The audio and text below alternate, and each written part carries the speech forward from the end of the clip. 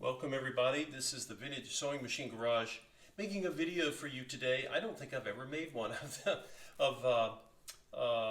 specifically on a bobbin winder. Maybe I've done videos on some other bobbin winder types, but you are looking at a machine that I'm getting ready to debut. I'll do a different video on it.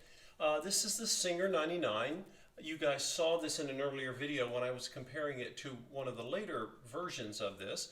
This is a 1920 Singer 99, and she is ready to go. I got the machine. It comes in a bentwood case, and what I wanted to do today, though, was to talk about this bobbin winder. Sometimes you guys might see these, and you think, well, that looks different than many of those from the 30s and the 40s and the 50s. But this is the bobbin winder that Singer was using on many of their machines, if not all. And when you look at it, you think, gosh, you know, it looks complicated, but it's actually not. It's not complicated at all. And I just wanted to demonstrate it for you all. I've got some nice light coming in here through the window today. So let's say you have this machine and you're using it and your bobbin runs out of thread, which all bobbins do. Then you need to wind the bobbin. So I'm going to keep my blue thread threaded in the machine. I'm just going to rest it here, back here on the little, actually I'll just rest it down here on the bed. And what I'm going to do is I'll take this spool of white thread, I'm going to put it here, and this information is in your manual if you have this Singer 99 from this time frame. So I'm going to come over here and I'm going to use this thread guide, which is also used for the top thread, and I'm going to come around, and just as a reminder, of course, I'm going to loosen the clutch washer, the clutch knob, the little chrome knob in the middle of the hand wheel. You guys can't see that. Let's see if I can move this without creating a total disaster. Let's see, you'll see, there it is right here. So I'm going to loosen this. Of course, that disengages the drive shaft. That's how you set up bobbin winding on virtually any vintage sewing machine for many decades. I mean, for a long time, that's how you did it until the bobbin winder disengaging mechanism became more automated. Anyway, so you're going to take this is going to be my bobbin thread, the white thread, right? And I've got my vintage metal Singer 66 class bobbin, which I always recommend people use. You can get, you never want to use plastic bobbins, and you don't want to use new metal bobbins because they're poorly made and they can cause all kinds of issues. So I'm going to take the bobbin and I'm putting it on the bobbin drive shaft. Let me zoom in a little bit here for you. You'll see the drive shaft of the bobbin winder here that spins just like you would on other models. I'm going to take the bobbin and I'm going to put it on, and then I can just turn this, and I'm looking, there's a little pin that's going to go into the hole of the bobbin on one side. There it goes. And now your bobbin is seated.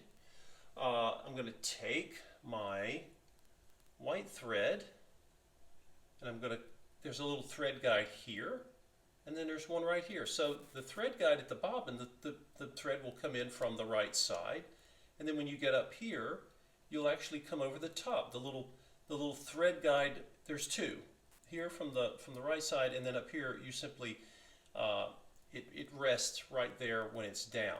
Now the bobbin needs to be threaded, and of course, for reasons I don't fully understand the way this is lined up, I found a little bit easier way was to simply take the thread and go ahead and put it through the hole of the bobbin, again always threading from the inside out.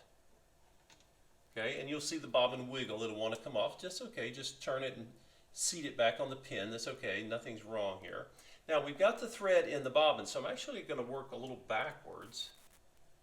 I'm going to come onto the top thread guide and then from the side. Okay, so now I've gotten it threaded. I need to push down. See what that bobbin wants to pop out again.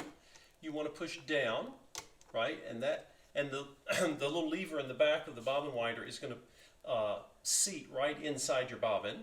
And this spring, this wonderful old spring that still works, is providing the tension. Now what I need to do is make sure that I take out, I'm going to hold light tension here, and there was some slack in the thread, and I made it taut again, and we're going to go ahead and you can see it's already winding. I think I'm going to get a different angle. I don't know if you guys can see what's happening because the guide is actually right in the way. So bear with me, guys.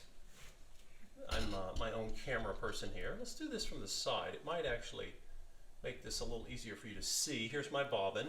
And now that I've gotten it started, I'm going to go ahead and trim the thread tail there. And as I always mention on any bobbin winding, never wind your bobbin too slow or too fast. Find a sort of a moderate speed.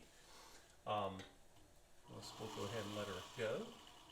And if you look closely, guys, look at this guide. It's moving from side to side, right? Because this piece is driving a little geared wheel, and it's ensuring that the bobbin is going to be wound in a balanced way as it moves across. And I could probably go a little faster than I'm going.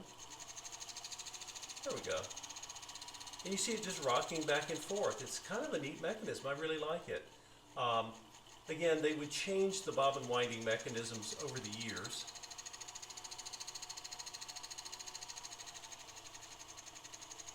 And she works beautifully. Almost looks like the gears in a clock.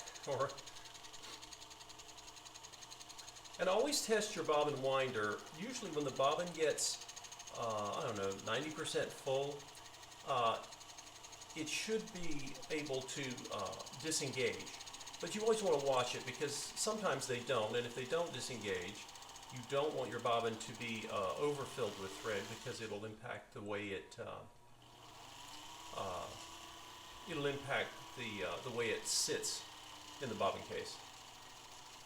So we're getting there. We're getting closer to filling up with the rim here.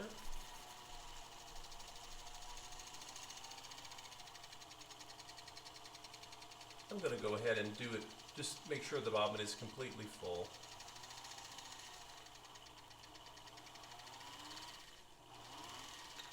Oops. And I think it's telling me it's done. Let's see here. Pull my bobbin off and you can see she's full. I could have let it fill a little bit more, but I kind of like to have a little buffer there to make sure that I'm not over full because, you know, the bobbin winders are not perfect and it should seat just fine in the bobbin case. So there you go, guys. This is the bobbin winder. And if it has a name or a type, I've got to find that out. I don't know. Again, if you don't have the manual for your machine and it has a bobbin winder like this, you can get virtually all Singer user manuals are online. They're available in PDF form and they're free. So you shouldn't have to pay for those. Sometimes you have to pay for other brands' manuals, and if you get the PDF, it shouldn't be that bad. But anyway, thanks for watching, guys. I don't think I've ever shown this particular bobbin winder type before. And anyway, I hope that was helpful. And sometimes it's nice to have a visual to go along with the illustrations in your Singer manual. Stay tuned. I'll be making a video showcasing this machine because she is now ready. Thanks for watching.